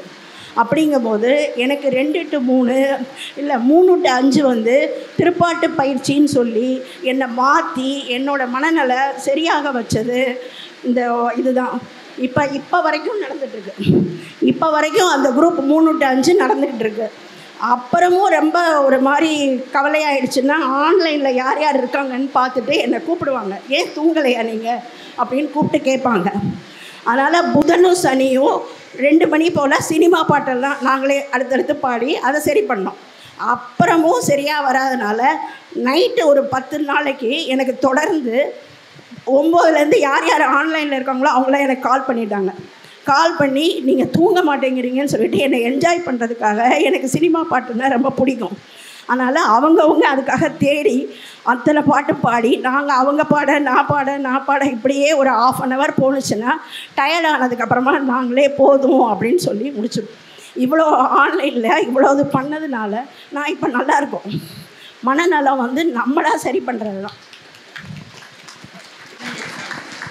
நன்றி. நாங்களே யாராவது ஒரு சிறப்பாக கூப்பிடலாம் நினச்சோம், இப்போ அவங்களே வந்து பேசினாங்க, அவங்களோட கருத்துக்களை சொன்னாங்க. இவங்க சொன்ன மாதிரி நம்ம கையில் தாங்க எல்லாமே இருக்குது. மொபைல் இருக்கலாம், ஆனால் வந்து அது ஒரு அளவாக யூஸ் பண்ணலாம். சமூக ஊடகங்கள் வந்து நன்மை தான், அதை அளவாக யூஸ் பண்ணும்போது நன்மையாக இருக்குங்கிறது இவங்களோட கருத்து. இதுக்கு தீமை பக்கம் யாராவது குரல் கொடுக்க விரும்புகிறீங்களா? நம்மளால் வந்து ஒரு கண்ட்ரோல் பண்ணி யூஸ் பண்ணணும்னு சொல்கிறோம், அது சொல்கிறதுக்கு ரொம்ப எளிமையாக இருக்குது. ஆனால் எவ்வளோ பேர் அதை கண்ட்ரோலாக யூஸ் பண்ண முடியும்னு நினைக்கிறீங்க? அந்த கண்ட்ரோல் நம்மக்கிட்ட இருக்கா? அப்போ பிள்ளைய வந்து இப்போ மொபைல் வச்சுக்கிட்டே இருக்குங்க, அதுகளை வந்து நம்ம இதில் இந்த நேரம் மட்டும் யூஸ் பண்ணுன்னு சொன்னால் அதுங்க கேட்கக்கூடிய மனநிலையில் இருக்காங்களா? அதாவது இப்போது எல்லா பேரண்ட்ஸாலையுமே வந்து ஒரே மாதிரி பிள்ளைங்களை கண்ட்ரோல் பண்ண முடியும்னு சொல்ல முடியாது. அதாவது சில பேரண்ட்ஸு ஸ்ட்ரிக்டாக இருப்பாங்க, சில பேரண்ட்ஸுக்கு அவங்க என்ன பார்க்குறாங்க அதை பற்றின ஒரு இது கூட இல்லாமல், நாலேஜ் கூட இல்லாமல் இருக்கலாம். ஸோ அவங்க இப்போ கொரோனா டயத்துலலாம் வந்து ஃபுல் அண்ட் ஃபுல் அவங்க இதில் தான் ஆன்லைனில் தான் படிச்சுட்டு இருந்தாங்க. அவங்க படிக்கிறது மட்டும்தான் செஞ்சுட்டு இருந்தாங்கன்னு எப்படி தெரியும்? நம்மளுக்கு அது தெரியாது இல்லை, எதில் வேணாலும் போய் பார்க்கலாம். ஸோ அதனால் அவங்களுக்கு பாதிப்புகள் அதிகமாக இருக்கலாம். ஒரு நல்ல ஸ்டூடியஸான பிள்ளை கூட அவங்க பார்க்குற வேறு இதனால அவங்களுக்கு அந்த படிப்பை கூட பாதிக்கப்படலாம். ஸோ இது வந்து அது ஸ்கூலுக்கு போயிருந்தால் அந்த பிள்ளை இன்னும் கூட நல்லா படிச்சிருக்கலாம். இதனால் அது பெரிய பாதிப்பு தானே, அவங்க லைஃப் த்ரெட்டனிங் ஆனது தானே இது. அவங்க சொல்கிறதுன்னா, இப்போ பிள்ளைங்க வந்து ஸ்கூல் எல்லாமே ஆன்லைனில் நடந்துச்சு. நீங்கள் சொல்கிற மாதிரி ஒரு 2 மணி நேரம் நீ பார்க்காதுன்னு சொல்ல முடியாது. ஏன்னா முழு நேரம் ஸ்கூலுமே அவங்களுக்கு ஆன்லைனில் தான் நடந்துச்சு. அப்படி இருக்கும்போது எகைன் அது ஒரு கண்ட்ரோல் இல்லை. ஏன்னா நம்ம அந்த ஒரு உலகத்துக்கு நம்ம வந்தாச்சு. இவ்வளோ நேரம் தான் இப்போ நாங்கள்லாம் ஆஃபீஸில் ஒர்க் பண்ணுறோம், லேப்டாப் பார்க்குறோம், 2 மணி நேரம் ஒர்க் பண்ண அப்புறம் ரெஸ்ட் எடுன்னு சொல்லுவாங்க. ஆனால் இருக்காது, நாங்கள் கண்டினியூஸாக ஒரு 10 மணி நேரம் ஒர்க் பண்ணி தான் ஆகணுங்கிற ஒரு சூழல் இருக்குது. இந்த மாதிரி இதில் ஒரு மனநலம் பாதிக்கப்படுதுங்கிற ஒரு கூற்றை வந்து மறுக்கிறது வந்து நன்மை டீமுக்கு கொஞ்சம் கஷ்டமாக தான் இருக்குது. அடுத்து பார்த்திங்கன்னா உடல் நலம், கிட்டத்தட்ட அதுவும் சேர்ந்து தான். உடல் நலம்னு வரும்போது நம்ம உட்காந்துக்கிட்டே அதை பார்த்துக்கிட்டே இருக்கோம், ஒபிசிட்டி வருது அப்படின்னு சொன்னாங்க. கண் பார்வை இது ஒரு முக்கியமான விஷயம். ஏன்னா வந்து இப்போது அந்த ஸ்மார்ட் ஃபோன் விஷன் சிண்ட்ரோம், SVSன்னு ஒரு நோய் வந்து எல்லாருக்குமே, சின்ன சின்ன பிள்ளைங்களுக்குமே வருது. அதனால இப்போ கூட போன வாரம் கூட என் கூட பணிபுரிந்தவருக்கு அந்த பிரச்சனை வந்து அந்த வெள்ளித்திரையில் வந்து லிக்விட் மாதிரி சேர்ந்துட்டு அவரால் இன்னும் 1 மாதத்துக்கு அவரால் ஆஃபீஸே வர முடியாது. அந்த அளவுக்கு வந்து உடல் நலம் வந்து பாதிக்கப்படுது. இதுக்கு வந்து நன்மை டீமில் என்ன சொல்கிறீங்க? நீங்கள் எகெயின் கண்ட்ரோலுங்கிற ஒரு பாயிண்ட்டை வந்து சொல்ல முடியாது, ஏன்னா அதை தாண்டி நம்ம வந்தாச்சு. இதை தாண்டி உங்களுக்கு சொல்கிறதுக்கு என்ன பாயிண்ட் இருக்குது? பேண்டமிக் பீரியடில் வந்து ஒரு ஸ்டேஜ் போயிட்டே இருந்தது. அப்போ வந்து எப்படி அதுக்கு ஒரு மருந்து கண்டுபிடிச்சி, கோவிட்டுக்கு வந்து ஒரு மருந்து கண்டுபிடிச்சி தடை பண்ணாங்களோ அதே மாதிரி இதுக்கும் நம்ம யோசிக்கணும், இதை எப்படி சரி பண்ணணும், இதற்கான தீர்வுகள் என்ன, இதில் நம்மளோட உடல்நலத்தை கவனிச்சுக்கிறதுக்கு எந்த அளவு நேரம் செலவிடணும், நம்மளோட மனநலத்துக்கு குழந்தைகளை கவனிக்கிறதுக்கு பேரண்ட்ஸ் இன்னும் அதிக நேரம் செலவிடணும். அதுக்காக அவங்களுக்கு ஒரு சேலஞ்சிங் தான் இது. இப்போ இருக்கிற குழந்தைகளை வளர்க்குறது வந்து பேரண்ட்ஸ்க்கு ரொம்ப சேலஞ்சிங்கான டைம் தான். அதனால் அவங்க வீட்டு வேலை அவங்களும் ஒரு ஃபோனை தூக்கி வச்சுட்டு அவங்க நோண்டிகிட்டு இருக்காமல் அந்த குழந்தைங்களுக்கு என்ன பண்ணுறாங்கங்கிறத கண்டிப்பாக கூட இருந்து கவனித்து செஞ்சு தான் ஆகணும். அவங்கள வந்து அவங்களோட தவறான வழிக்கு போகாமல் திருத்தி கொண்டு வர வேண்டியது பேரண்ட்ஸோட கடமை தான். இதில் இன்னும் ஒரு விஷயம் என்னென்னா, இப்போ எல்லா இடத்துலையுமே ஆஃபீஸில் ஸ்கூலில் என்ன சொல்கிறாங்க, சரி நீங்கள் பாருங்கள், உங்களை நாங்கள் பார்க்க வேணாம்னு சொல்லலாம். ஆனால் என்னென்னா ஒரு 2 மணி நேரத்துக்கு ஒரு தடவை ஒரு கண்ணுக்கான ஒரு பயிற்சி பண்ணுங்க, ஒரு 3 மணி நேரத்துக்காக ஒரு ஸ்ட்ரெச்சஸ் பண்ணுங்க. இதனால வந்து உங்களை சரி பண்ணிக்க முடியும். நீங்கள் வேலை பார்க்காம போனால் எங்களுக்கு ப்ரொடக்டிவிட்டி அஃபெக்ட் ஆகிடும். ஆனால் நீங்கள் வேலை பார்க்கணும்.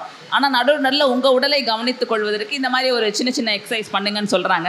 இது ஒரு சின்ன தீர்வாக இருக்கக்கூடும். ஆனால் அது கண்ட்ரோலுங்கிறது வந்து அது ஒரு சாத்தியம் இல்லாத ஒரு நிகழ்வாக தான் இப்போ இருக்குது.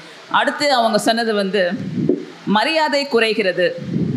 அதாவது வந்து இப்போ முன்னாடி நேராக போய் இன்விடேஷன் வச்சு எல்லோரும் அம்மா வாங்க, அத்தை வாங்க, கல்யாணத்துக்கு வந்துடுங்க, கிரகப்பிரவேசத்துக்கு வந்துடுங்கன்னு நம்ம முறைப்படி எல்லாம் கூப்பிடும்போது அவங்களுக்கு ஒரு சந்தோஷம், இன்வைட் பண்ணுறவங்களுக்கு ஒரு சந்தோஷம்.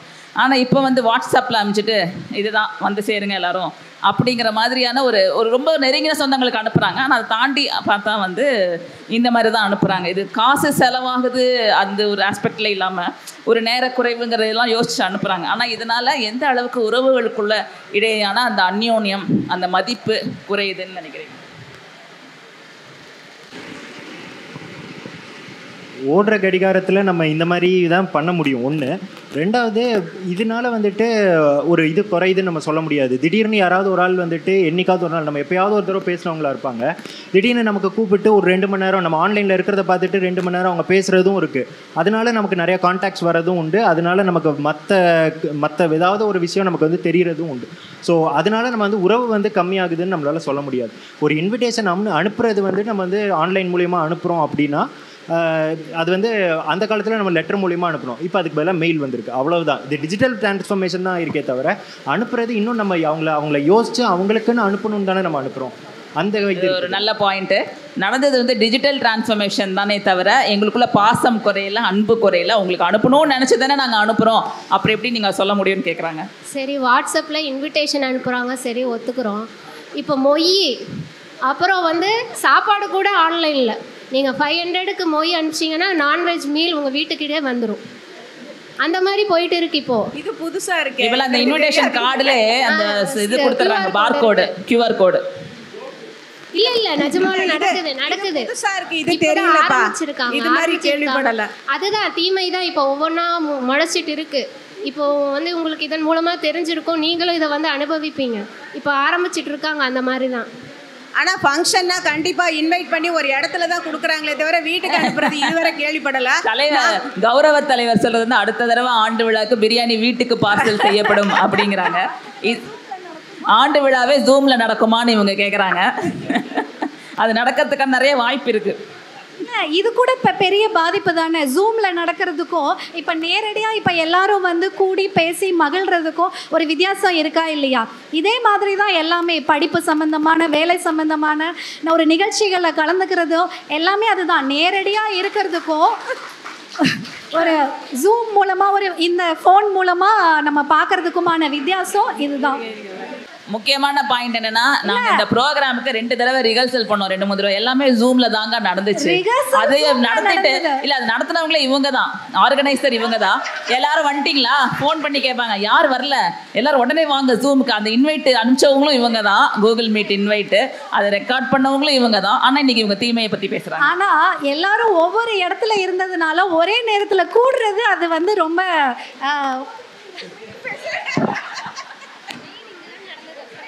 இல்ல, மெயினா இப்ப இங்க தானே நடக்குது. நம்மளோட கெடுதல் இல்ல இல்ல இல்ல ஓகே. நான் இவங்களுக்கு ஒரு பாயிண்ட் சொல்ல விரும்புறேன். என்னன்னா, அவங்க என்ன சொல்ல வராங்கன்னா, ஒத்திகை தாங்க நாங்க ஜூம்ல நடத்துறோம், உண்மை நிகழ்ச்சி வந்து இங்க தானே நடத்துறோம், அதை பார்த்து தானே இவ்வளவு பேர் கை தட்டுறாங்க அப்படிங்கறத அவங்க பாயிண்ட். நீங்க ஒத்திகையை பார்க்கல, நீங்க நேரடியான நிகழ்ச்சியை தானே பார்க்க வந்திருக்கீங்க. அதுதானே எல்லாருக்கும் தேவை. இல்லை, எனக்கு ஒரு முக்கியமான பாயிண்ட் எனக்கு ஒன்றும் புரியல. என்னன்னா, இந்த இளைஞர்கள் எல்லாம் நான் நன்மைக்கு சப்போர்ட் பண்ணுவாங்கன்னு நினச்சேன். ஆனால் தீமைக்கு பேசுகிறவங்களுக்கு தான் பயங்கரமாக கிளாப் பண்ணுறாங்க. அது என்ன விஷயம், உள்கூத்து என்னன்னு தெரியல. பார்க்கலாம். இல்லை, நன்மையெல்லாம் அவங்க பயன்படுத்திகிட்டே இருக்கிறதுனால வீட்டில் போய் அடி வாங்க முடியாதுன்னு சொல்லிட்டு இப்போ அந்த மாதிரி கிளாப் பண்ணுறாங்களோ என்னமோ. தீமைக்கு கிளாப் பண்ணி எஸ்கேப் ஆயிடலாம்னு நினைக்கிறாங்க போல இருக்கு வீட்டுக்கு. இன்னொரு முக்கியமான பாயிண்ட் இவங்க சொன்னது வந்து நம்பகத்தன்மை இல்லை. ஒரு வாட்ஸ்அப்பில் மெசேஜ் வருது, அப்படியே போய் இது கிளிக் பண்ணுன்னு சொல்கிறாங்க, கிளிக் பண்ணால் அது எங்கேயாவது போய் பிரச்சனை ஆகுது. இல்லை அவங்க கொடுக்குற செய்திகள் அதாவது இந்த வரலாற்று ஆசிரியர்கள் சில இதில் பேசும்போது சொல்கிறாங்க, நாங்கள் கொடுக்குற தகவலை விட இந்த வாட்ஸ்அப்பில் கொடுக்குற தகவல் தாங்க பயங்கரமாக இருக்குது, அது முற்றிலும் வந்து ஒரு பொய்மையான செய்திகள் நிறையா பரவுது, இது வாட்ஸ்அப் வதந்தி வாயர்கள்னு பேரே வச்சுருக்காங்க, அதுக்கு அவ்வளோ வதந்திகள் பரவுது. சில இன்சிடென்ட்டும் சொன்னாங்க, அந்த நார்த் இந்தியன்ஸ் பீப்புளோட அந்த இன்சிடென்ட்லாம் சொன்னாங்க. இப்போ இந்த நம்பகத்தன்மை இல்லை, அது நிறைய பொய் செய்திகள் பரப்பப்படுதுங்கிறது ஒரு முக்கியமான பாயிண்ட். இன்றைக்கி நிலைமையில் அது ரொம்ப பெரிய ஒரு சமூக தீமையை விளைவிக்கிறது. அதுக்கு நன்மை சைடில் என்ன சொல்ல விரும்புகிறேன்? நம்ம தேடி தான் கண்டுபிடிக்கணும், சர்ச் பண்ணி அதுக்கே அதே கூகுளில் போய் சர்ச் பண்ணி உண்மையா பொய்யான்னு கண்டுபிடிச்சு தான் அதை நம்ம பரப்பணும். அதுக்கு முன்னாடி அதை பரப்பக்கூடாது. அதுக்கு கூகுளில் தான் போய் பார்ப்பீங்களா? ஒரு புத்தகத்தை எடுத்து படிக்கலாம், அதற்கான அவகாசம் இருந்தால் அப்படியும் படிக்கலாம். அப்படி இல்லைன்னா நம்ம கூகுள்லேயோ எதில் தேட முடியுமோ, இறையை தேடினா இறையும் கிடைக்கும், ஃபோன் மூலமாக உங்களுக்கு இறையை தேடுனா கடவுளும் கிடைப்பார். அதனால் அதில் எல்லாமே கிடைக்குது. அதை வந்து நீங்கள் கூகுள் மேப் இருக்குது, எந்த இடத்துக்கு போகணுன்னாலுமே நீங்கள் இதை பயன்படுத்துகிறீங்க.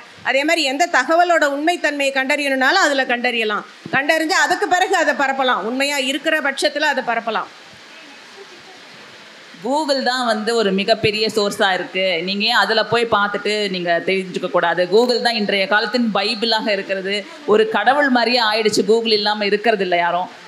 இதை பற்றி நீங்கள் என்ன நினைக்கிறீங்க? இவங்க சொல்கிறது வந்து அதை நீங்கள் வாலிடேட் பண்ணிவிட்டு நீங்கள் நம்பலாமே, ஏன் அதை வந்து உடனே நம்ப தகுந்த இது இல்லைன்னு சொல்கிறீங்க? இப்போ கூகுளை பாதி பேர் கடவுளாக தான் நினைக்கிறாங்க. ஆனால் கூகுளில் எதையாவது ஒன்று நீங்கள் தேட பார்த்தீங்கன்னா அது உங்களை பின்தொடர்ந்துக்கிட்டே இருக்கும். நான் ஒரு சட்டை நல்லா இருக்கேன்னு கிளிக் பண்ணேன், எனக்கு 1 மாதத்துக்கு சட்டை விளம்பரம் வந்துச்சு. அதுதான் நம்மளை வந்து அதுக்கு உட்படுத்திடுறாங்க. நம்ம வந்து அந்த கூகுளில் போய் நம்ம என்ன சர்ச் பண்ணுறோமோ நம்மளுடைய ப்ரைவசியை வந்து அது அஃபெக்ட் ஆகுது. நம்ம என்ன தேடுறோம்ன்றது அவங்க ஒரு கிளப் வச்சுக்கிட்டு அதில் இருந்து எல்லா விளம்பர கம்பெனிகளுக்கும் அதை சர்க்குலேட் பண்ணி அவன் பணம் சம்பாதிக்கிறான், நம்ம முட்டாளாகிறோம். கடைசியாக நம்ம வாங்க போகிறதில்ல, அவனை விற்க போகிறதில்ல. அதனால கொஞ்சம் ட்ராக் பண்ணணும். என்னன்னா அதில் நிறைய விளம்பரங்கள் வருது. ஒரு கட்டத்தில் நீங்கள் வாங்கிடுவீங்க, அது நடக்கும். ஏன்னா வந்து நீங்கள் எங்கே போனாலும் ஒரு தடவை ஒரு சட்டையை பார்த்துட்டீங்க, நீங்கள் பார்க்குறீங்கன்னா உங்கள் வீட்டில் இருக்க உங்கள் பொண்ணுக்கும் உங்கள் ஒய்ஃபுக்குமே அது வரும். ஏன்னா ஒரே இன்டர்நெட் ஷேர் பண்ணுறீங்க. அப்படி இருக்கும்போது அமேசானில் பார்த்தாலும் சரி, ஃபேஸ்புக், எதுக்குள்ளே போனாலும் வரும். அதனால ஒரு கட்டத்தில் உங்களை வாங்க வைக்கக்கூடிய அந்த வணிக ரீதியான விஷயங்கள் அதில் நடக்குது. எகைன் நம்ம அதை வாங்க போகிறோமா இல்லையாங்கிறது முடிவு பண்ண வேண்டியது நம்ம தான். அந்த வணிக ரீதியாக நடக்கிறது அவங்களே கூட பண்ணுறாங்க.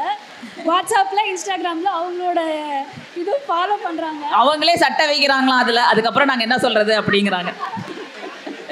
புடவை வைக்கிறாங்களாம். சரி, இப்போது வந்து எந்த அம்மாவும் சமைக்க சொல்லி கொடுக்கறதில்ல. இப்போது நாங்களாக தான் யூடியூப் பார்த்து எல்லாமே சமைச்சு செச்ச அளவுக்கு நாங்கள் பண்ணிட்டுருக்கோம். இல்லை, யூடியூப் பார்த்து சமையல் கற்றுக்குறோன்னு சொல்கிறாங்க. எங்கள் வீட்டில் நடந்த ஒரு இன்சிடெண்ட் என்னென்னா, யூடியூப் சின்ன பொண்ணு வந்து சமைக்கிறேன்னு சொல்லிவிட்டு யூடியூப் ஆன் பண்ணிவிட்டு அவள் சொல்கிறா, அதில் அந்த கேஸ் ஸ்டவ் ஆன் பண்ணிடுங்க, சட்டி வச்சுருங்க, அடுத்து எண்ணெயை ஊற்றுங்க, கடுகு போடுங்க, வெடிக்கணும், இது எல்லாம் பண்ணிருச்சு. கடுகு வெடிக்கவே இல்லை. என்னன்னு பார்த்தா அவள் ஸ்டவ் ஆன் பண்ண சொல்லவே இல்லை, இவளும் பண்ணவே இல்லை. ஒரு அரைகுறை அறிவை தருகிறதா இந்த ஊடகங்கள் அப்படிங்கிறது ஒரு பாயிண்ட் இருக்குது. நம்ம பார்க்குறோம், எல்லாம் சொல்கிறாங்க. ஆனால் அவங்களும் எவ்வளோதான் சொல்லுவாங்க, பாவம் உப்பை போடுங்க, தண்ணியை போடுங்க, இந்த பர்னரை நீங்கள் என்ன சொல்லுவீங்க, ஆன் பண்ணுறதுக்கு முன்னாடி இந்த கேஸ் லைட்டரை எடுக்கலைன்னு சொல்லுவீங்க. இவ்வளோலாம் சொல்ல முடியுமா ஒரு யூடியூப்பில்? அவங்க சொல்கிற ஒரு பாயிண்ட்டை வந்து யூடியூப்பு எங்களுக்கு அந்த விதத்தில், அதாவது ஒரு படிக்கிறதுக்கு சொன்னாங்க அவங்க. படிப்புக்கு, சமையலுக்கு நீங்கள் எதுனாலும் ஒன்றும் இல்லை, ஒரு துணி கிழிஞ்சு போச்சு தைக்கிறது எப்படின்னா ஒரு 10 யூடியூப் கொட்டும் அதில். அது மாதிரி எதுனாலும் ஒரு யூடியூப்னால இது சாத்தியமாகுது. ஒரு பொண்ணு வந்து வெளிநாட்டுக்கு போயிடுறான், அவங்க அம்மா கிட்ட கேட்க முடியல அப்படிங்கும்போது யூடியூப்பை பார்த்து எல்லா சமையலும் வந்து கற்றுக்கிறான். பசங்க கற்றுக்குறாங்க யூடியூப்பை பார்த்து. நன்மையாக தானே இருக்குது. இல்லை, அது என்ன விதத்தில் நன்மை அப்படின்னா, யூடியூப்பில் இப்போ ஃபஸ்ட்டு 500 கிராம் கடுகு போடுங்க, 50 கிராம் சீரகம் போடுங்க அப்படின்னா அந்த 500 கிராம் இருந்தால் தான் சமைக்கவே போகிறாங்க. 500 கிராமுக்கு 1 கிராம் கம்மியாக இருந்தாலும் சமைக்க போக மாட்டாங்க. நம்மளுக்கு ப்ரெசன்ஸ் ஆஃப் மைண்ட்றதை வந்து அதை வந்து மாற்றி வச்சிடறாங்க. அவங்க என்ன லெஸ் கொடுத்துருக்காங்களோ அந்த லெஸ் இருந்தால் மட்டும்தான் நான் உள்ளே போவேன், இல்லைன்னா நான் போக மாட்டேன். அப்போ அது தப்பு தானே. நம்மளுக்கு அந்த இருக்கிறத வச்சு அட்ஜஸ்ட் பண்ணிக்க தெரியணும்ல. அப்போ இப்போ இருக்க யாருக்குமே அதை பார்த்து கற்றுக்கிற யாருக்குமே தெரியறது கிடையாது. அது சுத்த வேஸ்ட்டு தானே யூடியூப்பில் பார்த்து கற்றுக்கிறது. ஒரு ஐடியா கிடைக்கும், ஐடியாவை வச்சு நம்ம செய்யலாம் அப்படின்னு நம்பிக்கை இருக்கிறவங்க பார்த்து பண்ணலாம், இல்லாதவங்க அதை பார்த்து பண்ணுறது வேஸ்ட்டு, சுத்த வேஸ்ட்டு. இல்லை நிறைய பிள்ளைங்க வந்து இப்போ அம்மாக்கள் சொல்லி கொடுத்தா கற்றுக்க மாட்டேங்குது. யூடியூப்பை பார்த்து அழகாக கொஞ்சமாக எப்படி பண்ணுறது, எவ்வளோ போடணும் எல்லாம் சூப்பராக சொல்லி கொடுக்குறாங்க. அததான் நானும் வெளிநாட்டில் இருக்க மருமகள்களை கேட்டு பாருங்கள், அவங்களாம் எப்படி சமைக்கிறாங்கன்றதை நீங்கள் கேட்டு பாருங்கள். அம்மா சொல்கிறதோட யூடியூப்பை தான் நிறைய பேர் ஃபாலோ பண்ணுறாங்க. அம்மா சமையலுக்கு நிகராகாது யூடியூப்புங்கிற கருத்தில் வந்து எந்த மாற்றம் இல்லை. ஒரே ஒரு ஃபைனல் ரவுண்டு இது வந்து நான் எந்த பாயிண்ட்னா இவங்க ஒத்திகை அப்போ அந்த பாயிண்ட்டை சொன்னாங்க. என்னென்னா அந்த ஹேக்கிங், நம்ம ஆன்லைன் பேங்கிங்லாம் யூஸ் பண்ணுறோம், எல்லாமே ஆப் மூலமாக யூஸ் பண்ணுறோம். அது வந்து ஹேக் பண்ணுறாங்க. அது வந்து எங்களுக்கு நன்மகத்தன்மை இல்லை, ஜிபே பண்ணால் வேறு எங்கெங்கெல்லாம் போயிடுது. இந்த மாதிரியான ஒரு செக்யூரிட்டி ரீசன்ஸ் வந்து ஒரு பெரிய சேலஞ்சு. ஸோ அதனால் அந்த விதத்தில் பார்த்தா அது ஒரு தீமையாக பார்க்குறதா அந்த அணியினர் சொல்லியிருந்தாங்க. அதுக்கான உங்களோட ஒரு கவுண்டரோட நம்ம அந்த நிகழ்ச்சியை வந்து வைண்ட் அப் பண்ணுறோம். இது வந்து இதை நான் ஒத்துக்க மாட்டேன். இப்போ எல்லாருமே கையில் வச்சு எல்லாமே யூஸ் பண்ணுறோம். இதை வந்து நான் எங்கேயோ ஒரு நடக்கிறத வச்சு எல்லாம் ஒட்டு மொத்தமாக தப்பு சொல்ல முடியாது. எங்கேயா ஒரு நன்மை இருந்தால் அதில் 10 தீமை இருக்க தான் செய்யும். நம்ம தான் அதை கரெக்டாக ஃபாலோ பண்ணிக்கணும். இப்போ எல்லாரும் பெரியவங்க வயசானவங்க வீட்டில் எங்களை மாதிரி இருக்க பெண்கள் வீட்டிலேருந்து ஆன்லைனில் டிரான்சாக்ஷன் பண்ணுறோம், ஒரு ஷேர் பிஸ்னஸ் பண்ணுறோம். இந்த ஷேர் இன்றைக்கி இவ்வளோ விலைக்கு விற்கிதோ எப்படி கண்டுபிடிக்கிறோம்? ஃபோனை வச்சு தான் இதில் போகலாம், இன்றைக்கி நம்ம ஒரு இதில் இன்வெஸ்ட் பண்ணலாம், நமக்கு நல்ல லாபம் கொடுக்கும் அப்படின்னு நிறையா இன்ஃபர்மேஷன் வந்து நமக்கு வந்து இந்த சமூக ஊடகங்கள் மூலமாக தான் கிடைக்குதுன்னு நான் சொல்லுவேன். நிறைய இருக்குது, ஹேக்கர்ஸ் நடக்குது, எல்லாமே நடக்குது, எல்லாம் எப்போ பார்த்தாலும் நடந்துட்டு தான் இருக்குது. இப்போ ஃபோன் மூலம் நடக்குதுன்னா முன்னாடி வேறு வேலையில் நடந்திருக்கலாம். ஸோ நீங்கள் வந்து அந்த ஃபோனுன்றதே நீங்கள் வந்து பின் பாயிண்ட் பண்ணி சொல்கிறீங்க, அது ஒன்றுமே பண்ண முடியாது. இது நன்மை வந்து யாரோ ஒருத்தருக்கு 2 பேருக்கு நடக்குது. ஆனால் அந்த ஹேக் பண்ணி கஷ்டப்படுறவங்க 100, நான் ரேஷியோவில் சொல்கிறேன், 2:100 ரேஷியோவில் அந்த அளவுக்கு நடக்குது ஹேக்கிங். அது எல்லாமே வந்து நீங்கள் சொல்கிற அந்த ஷேரில் இதில் எல்லாத்துலேயுமே இருக்குது. சேஃப்டி இது வந்து பார்க்கும்போது ரொம்ப கம்மி. ஒரு ஆப்பில் வந்து தேவையில்லாத இன்ஃபர்மேஷன் ஃபுல்லாக உங்களோட பர்சனல் டீட்டெயில்ஸ் எல்லாம், நான் இவ்வளோ சேலரி வாங்கியிருக்கேன், இந்த மாதம் இவ்வளோ செலவு பண்ணியிருக்கேன், இதெல்லாம் நீங்கள் வீட்டில் முதல்ல பேரண்ட்ஸ் கிட்ட சொல்கிறீங்களா? இல்லை. உங்கள் ஒய்ஃப் கிட்ட சொல்கிறீங்களா? இல்லை. ஆனால் யாருனே தெரியாத ஒரு ஆப்பில் போய் இவ்வளோ டீட்டெயில்ஸ் ஃபீட் பண்ணி அதை வச்சு அவன் வந்து பணம் பண்ணுறான். அதை உங்களோட இக்னோரன்ஸ்னால நீங்கள் போய் இவ்வளோ ஏமாறுறீங்க. உங்களோட அந்த ஆப் வந்து என்னென்னா, இப்போ நம்ம ஆப் எல்லாத்தையுமே டவுன்லோட் பண்ணி அதுக்கு கேமரா பெர்மிஷன் கொடு, கான்டாக்ட் ஆக்சஸ் பெர்மிஷன் கொடு அப்படின்னு சொல்லி நீங்கள் பண்ணிக்கிறது வேறு ஒன்றுமே இல்லை. ஆப் இன்றைக்கி டவுன்லோட் பண்ணுறது உங்களுக்கு நீங்களே வச்சுக்கிற ஆப்பு. இப்போது எல்லாம் இந்த செலவு பண்ணுறதெல்லாம் பசங்களாம் இப்போ எப்படி பண்ணுறாங்களாம், எல்லாம் வந்து ஜிபே பண்ணிடுறாங்க. அதனால வந்து அவங்களுக்கு காசோட அருமை தெரிய மாட்டேங்குது. நம்ம வளர்ந்த காலத்துலலாம் நம்மக்கிட்ட கையில் காசு கொடுத்தாங்கன்னா ஐயோ இவ்வளோ செலவாகுதே, காசு காலி ஆயிடுச்சேன்னு சொல்லி எண்ணி செலவு பண்ணுவோம். இப்போ டக்குன்னு எல்லாம் ஜிபே பண்ணி ட்ரான்ஸ்ஃபர் பண்ணுறதுனால அதனால அவங்களுக்கு காசோட அருமை தெரியவே மாட்டேங்குது. எண்ணி செலவு பண்ணுவோம். இப்போ எண்ணிக்கே இல்லாமல் செலவு பண்ணுறாங்க. ஒரு கணக்கே இல்லை. நம்மலாம் முன்னாடி ஒரு கணக்கு புத்தகத்தில் எழுதி வைப்போம், இவ்வளோ செலவாச்சு, கத்திரிக்காய் இவ்வளோ செலவு பண்ண, காய் வாங்க இவ்வளோ செலவு பண்ண, பால் வாங்க. ஆனால் இப்போ அந்த கணக்கே இல்லை. பசங்க எவ்வளோ செலவழிக்கிறாங்கன்னே அவங்களுக்கு தெரியலங்கிறது இவங்க பாயிண்ட்டு. இல்லை, இன்றைக்கும் நிறைய பேர் கணக்கு எழுதுறவங்களும் இருக்கிறாங்க, அது அப்ளிகேஷன்லேயே எழுதுறவங்களும் இருக்கிறாங்க. நாங்கள் ஆப்பில் எழுதுகிறோம்ப்பா, நோட்டில் எழுதலை, ஆப்பில் எழுதுகிறோம். அது எழுதி நமக்கு கொடுக்குதே, அப்புறம் எதுக்கு நம்ம பெண்ணு மையெல்லாம் வேஸ்ட் பண்ணி செலவு பண்ணி எழுதணும். இன்னொன்று செக்யூரிட்டி சைடும் வந்துட்டு உங்களுக்கு ஓடிபியும் வருது, அது போக ஆத்தென்டிகேஷனும் இருக்குது. ஸோ டியூவல் ஆத்தென்டிகேஷன் இருக்குது. அதுக்கு மேலே செக்யூரிட்டிக்கு 30 days இல்லைனா 60 days ஒன்ஸ் பாஸ்வேர்டும் மாற்றுறோம். அதுதான்ப்பா பிரச்சனையே. ஒவ்வொரு வாட்டியும் பாஸ்வேர்டு மாற்றணும். மாதம் 30 நாளைக்கு ஒரு தடவை பாஸ்வேர்டு மாற்றணும். போன தடவை இருந்த பாஸ்வேர்டுக்கும் இந்த தடவை இருந்த பாஸ்வேர்டுக்கும் சம்மந்தம் இருக்கக்கூடாது. இப்படி பாஸ்வேர்டு எழுதியே ஒரு பெரிய பேப்பர் ரோல் இருக்குது ஒவ்வொரு இடத்துலையும். நீங்கள் அப்போ அந்த எல்லாரோட ஃபோன் நம்பர் எல்லாம் நீங்கள் எழுதி வச்சிருப்பீங்க இல்லையா? கான்டாக்ட் புக்னு ஒரு இவ்வளோ பெரிய டைரி வச்சு எல்லாரோட பேரும் நம்பர்ஸ் யூஸ் பண்ணக்கூடாது, ஆல்ஃபா நியூமரிக் யூஸ் பண்ணணும், கேபிட்டல் லெட்டர் யூஸ் பண்ணணும், ஸ்பெஷல் கேரக்டர்ஸ் யூஸ் பண்ணணும். அதாவது இதை நான் எப்படி பார்க்குறேன்னா, இவங்க சொல்கிற பாயிண்ட் வந்து கரெக்டாக இருந்தாலும் இன்னொரு சிறப்பு விருந்தினர் நடுவில் வந்திருக்காங்க, அவங்க கருத்தையை கேட்போம். தீமையிலும் ஒரு நன்மை இருக்குது. எப்படின்னா 2 மாதத்துக்கு முன்னாடி என்னுடைய சின்ன பேத்தி அமெரிக்காவிலேருந்து வந்திருந்தது. அதுக்கு ஒரு 3 வயசு குழந்தை, ஒரு 1.5 வயசு குழந்தை முடி இறக்கணுங்கிறதுக்காக கோயிலுக்கு போயிருந்தா. கோயிலுக்கு போயிட்டு முடி இறக்குறது அந்த பார்பர் வந்து தலையில் இது வச்ச உடனே இந்த 3 வயசு பிள்ளைகளுக்கு கத்துன்னு கத்தி துடிச்சு கையை பண்ணி அவன் பயந்து போயிட்டான். ஐயா என்னால் முடியாது அப்படின்னா. என் பேத்தி என்ன பண்ணால் ஐபேடில் வந்து யூடியூப்பை போட்டு அதில் ஒரு இதை கொண்டாந்து கொடுத்து அவன் மடியில் வச்சா. அதை பார்த்துக்கிட்டே இருந்தா. பார்பர் அழகாக இது பண்ணிட்டு அழகாக இது பண்ணி க்ளீனாக ஒரு கட்டிங் கிடையாது, ஒரு இது கிடையாது.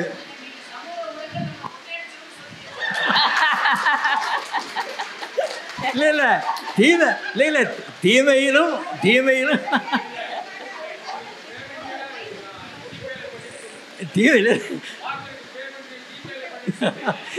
தீமையிலும் ஒரு நன்மை இருக்குன்னு சொல்கிறேன், அவ்வளோதான். இல்ல மொட்டை அடிக்கிறது மட்டும் ஒரு பெரிய நன்மையா நீங்க எடுத்துக்கிட்டீங்கன்னா பின்னாடி அவங்க லைஃப் அன்னைக்கு அது நடக்கலைன்னா அவன் மொட்டை அடிச்சிருக்க மாட்டேன், அவளுக்கு வேலை நடந்திருக்காது.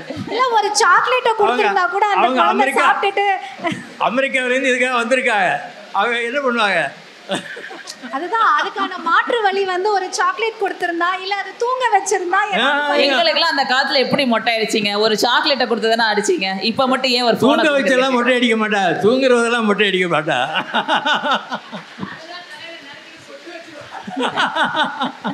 இல்லை இந்த முடி இறக்குறதுக்கு அந்த ஃபோனை கையில் கொடுத்து பழக்கினதுனால தானே இந்த பிரச்சனை. என் பொம்மையை காட்டியிருக்கலாம், இல்லை மிட்டாய் கொடுத்துருக்கலாம், இல்லை வேடிக்கை காட்டியிருக்கலாம், ஏதாவது ஒன்றை காட்டி பழக்கிருந்தா இந்த ஃபோனே தேவையில்லைல்ல. அந்த 3 வயசு குழந்தைக்கு அப்போ தெரிஞ்சிருக்கு அந்த ஃபோனை பார்த்தா தான் எல்லா வேலையும் நடக்கும்னு.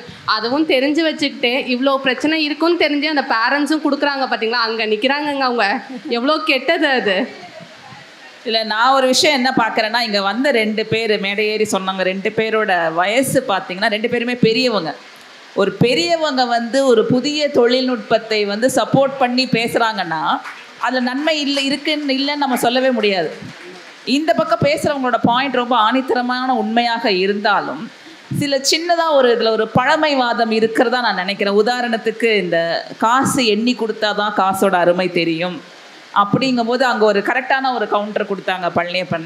ஏன் நாங்கள் தான் டிரான்சாக்ஷன் ஹிஸ்ட்ரியில் பார்த்துடுறோமே, நான் பார்த்து தான் செலவழிக்கிறேன், உங்களுக்கு பார்த்து தானே செலவழிக்கணும், நான் பார்த்து தான் அந்த கண்ட்ரோல் என்கிட்ட இருக்குதுன்னு அவங்க சொல்கிறாங்க. இளைஞர்கள் இந்த பட்சத்தில் ஒரு கண்ட்ரோலாக இருக்கிறாங்க. இல்லை இளைஞர்கள் மட்டும் இல்லை, இளைய மனசு கொண்ட எல்லாருமே வந்து மொபைல் யூஸ் பண்ணும்போது ஒரு கண்ட்ரோல்லாம் செய்கிறாங்கன்னா அதில் பிரச்சனை இல்லை. ஆனால் இவங்க சொல்கிற தீமையும் வந்து நம்ம கொஞ்சம் யோசித்து பார்க்கணும். அதாவது ஒரு குழந்தை வந்து ரொம்ப நேரம் மொபைல் பார்க்குது, ஒரு சாப்பாடு கொடுக்கும்போது அந்த மொபைலை கொடுத்து ஊட்டுறோம், அப்போ நம்ம வேலை முடிஞ்சிச்சுன்னு நினைக்கிறோம். ஆனால் அப்படி இல்லை. ஒரு அம்மாக்கும் குழந்தைக்குமான அந்த ஒரு தொடுகை, அந்த ஒரு செல்லம், அந்த ஒரு இன்ட்ராக்ஷன், இது எல்லாமே கண்டிப்பாக குறையுது.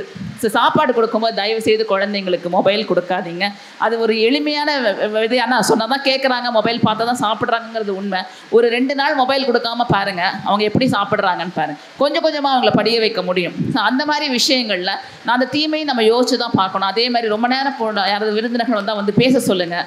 நம்ம பிள்ளைகளை போய் ஒரு ரூமில் உட்காந்தாங்கன்னா வந்து பேசலாம், பேசிட்டு அப்புறமா நீ போய் மொபைல் பாருன்னு சொல்லலாம். அந்த மாதிரி சின்ன சின்ன மாறுதல்களை கொண்டு வந்தால் கண்டிப்பாக இந்த இப்போ வேணா இப்போ நான் ஏன் அந்த பழமைவாதம் சொன்னேன்னா, முன்னாடி வந்து லெட்டர் எழுதிக்கிட்டே இருந்தோம், அப்புறம் வந்து ஒரு இமெயில் வரும்போதே நமக்கு அது ஒரு ரொம்ப கஷ்டமான விஷயமா தெரிஞ்சுது. டிஃபிகல்ட்டியும் இருந்தது, சேலஞ்ச் இருந்தது, அதில் வந்து ஒரு தீமை இருக்கிற மாதிரி நமக்கு தெரிஞ்சுது. அதே மாதிரி ஒவ்வொரு தொழில்நுட்பமும் உள்ளே வர வர அதில் கண்டிப்பாக தீமைகள் இருக்க தான் செய்யும். ஆனால் அது இல்லாமல் நம்மளால் இருக்க முடியாதுங்கிற ஒரு நிலைமைக்கு வரும்போது ஒரு கண்ட்ரோல்டு யூசேஜும் வேணும். இப்போ இந்த டீமில் நான் கேட்குறேன், ஒரு நாள் உங்கள் மொபைலை நீங்கள் தள்ளி வச்சுட்டு உங்களால் வாழ முடியுமா? ஒரே ஒரு நாள் எல்லார் மொபைலையும் வாங்கிட்டு நான் அப்போ போகிறேன்ப்பா, உங்களால் வாழ முடியுமா? முடியாதுல்ல. ப்ராக்டிக்கலாக அது முடியாது. ஏன்னா நம்ம இதுக்கு வாழ ஆரம்பிச்சிட்டோம். ஆனால் கண்ட்ரோல்டாக பார்க்க முடியுங்கிறத நம்ம இது ஒரு டிசீஸே சொல்கிறாங்க, நோமோஃபோபியா. மொபைல் இல்லாமல் இப்போ யாராலையும் இருக்கவே முடியாதான். அது சார்ஜில் போடுறவங்க கூட முறையில் எங்கே இருக்குது மொபைல், எங்கே இருக்குது மொபைல், எங்கே இருக்குது தேடிட்டு இருக்காங்க. அது இல்லாமல் இருக்க முடியாது. ஆனால் அது ஒரு அடிக்ஷனாகவும் ஆகிடக்கூடாதுங்கிற அவங்க பாயிண்ட்டையும் நம்ம நோட் பண்ணி, இந்த சமூக ஊடகங்களால் நன்மையும் இருக்குது, சிறிதளவு தீமையும் இருக்குது. தீமையை உணர்ந்து கொண்டு நம்ம நன்மையை அதிகமாக யூட்டிலைஸ் பண்ணிக்கணுங்கிறது. ஆமாம், ஏன்னா ஒரு தொழில்நுட்பங்கிறது ஒரு தீமை இல்லாமல் வளர்றதில்லை, நன்மையை நோக்கி வளர்கிறது அந்த தொழில்நுட்பம். அதுக்கு பின்னாடி இருக்க தீமைகளை சரி பண்ண வேண்டிய பொறுப்பு நம்மக்கிட்ட தான் இருக்குது. அதுக்காக நான் மொபைலே யூஸ் பண்ணக்கூடாது, பிள்ளைங்க வந்து ஒரு ஊடகங்களுக்குள்ளே போகக்கூடாது, தெரிஞ்சுக்கக்கூடாதுன்னு நினைக்கிறது வந்து ஒரு நல்ல விஷயமா இருக்காது. ஆனால் அவங்கள எப்படி நம்ம கண்ட்ரோல் பண்ணி வழி நடத்தி கொண்டு போகணும், நம்மளும் பார்க்கணும் அவங்களும் பார்க்கணும், ஆனால் ஒரு கண்ட்ரோல்டாக பார்க்கணுங்கிற ஒரு விஷயத்தை மட்டும் நம்ம கொண்டு வரணும். குணம் நாடி குற்றம் நாடி அவற்றுள் மிகை நாடி மிக்க கொளல். அதாவது குணமும் இருக்குது, குற்றமும் இருக்குது, நன்மையும் இருக்குது, தீமையும் இருக்குது. இதில் எது ஜாஸ்தியாக இருக்குது? அவர் சொன்னது வந்து ஒரு அது எல்லாத்துக்குமே பொருந்தும். அவர் சொன்னது வந்து ஒரு மனிதருக்காக சொன்ன, ஒரு மனிதரை தேர்ந்தெடுக்கலாம், அவனோட குணத்தை பாருங்கள், குற்றத்தை பாருங்கள், எது மிகையாக இருக்கோ தேர்ந்தெடுங்க. இது நம்ம வாக்களிக்கும் போது கூட இந்த குறள் அடிக்கடி சொல்லுவாங்க. அது வந்து இதுக்கும் நம்ம வந்து பயன்படுத்திக்கலாம். இதில் வந்து நன்மையும் இருக்குது, தீமையும் இருக்குது. எது நம்ம எடுக்கிறோம், தேர்ந்தெடுத்தல் நம் கையில் இருக்கிறது. இதுவும் நன்றும் பிறர் தர வாரா, நம்மக்கிட்ட தான் இருக்குது. பார்வையாளர்களுக்கும் ஊக்கப்படுத்தியவர்களுக்கும் கலந்து கொண்டவர்களுக்கும் என் நன்றி.